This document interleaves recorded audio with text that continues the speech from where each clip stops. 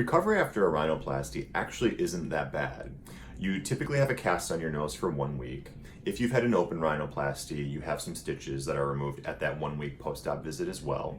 And during that week, your breathing really isn't that great. You're congested because you just had surgery in your nose. So there's some swelling, there's some drainage that comes out of the nose, but overall, most of my patients don't complain of much pain afterwards. Now, naturally, we give you a pain prescription to use in the days after your rhinoplasty, but people are usually taking less and less of it as the days go on.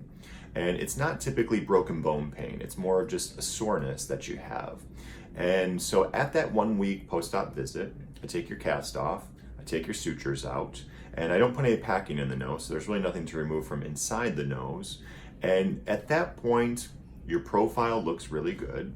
But when you look at your nose from the frontal view, depending on how thick your nasal skin is, and we talk about that preoperatively, that dictates how much swelling you have.